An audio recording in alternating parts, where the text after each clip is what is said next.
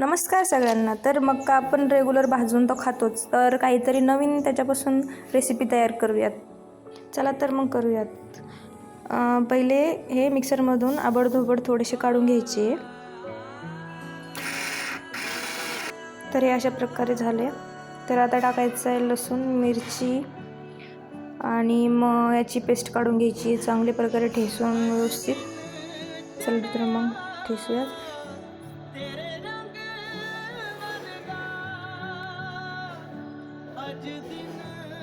थोडंसं मीठ पण टाकायचं आहे त्यात.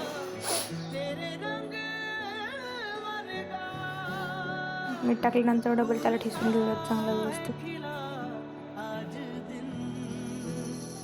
बघू शकता तुम्ही अशा प्रकारे सगळं बारीक ठेसून घेतलंय.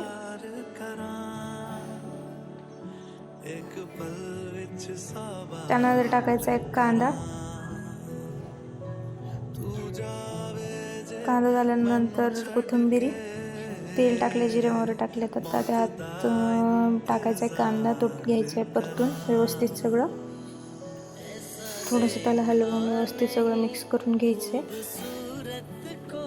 मिक्स करून घेतल्यानंतर त्यात जे आपण पेस्ट काढली होती मिरची, मीठ आणि लसूणची, ती आता सगळी टाकून व्यवस्थित हलवून घ्यायची आहे. बघू शकता मिक्स करणं चालू आहे व्यवस्थित. त्यानंतर टाकायचं थोडंसं मीठ चवीपुरतं. त्याला पण व्यवस्थित मिसळून. आता टाकली आहे हळद, त्याला पण मिसळून घेऊयात. नंतर टाकली कोथिंबीर, त्यालाही मिक्स करून घेऊयात व्यवस्थित. त्यानंतर जे मिक्सरमधून काढले ते आपण मकाचे दाणे, त्यालाही मिक्स करून घेऊयात. ते टाकून व्यवस्थित त्याला. किती छान झालं आहे बघू शकता तुम्ही. मस्त दिसतंय पण आणि टेस्टी पण भारी लागते.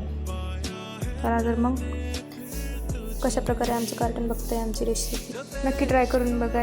हा नाश्ता आवडेल तुम्हाला नक्की.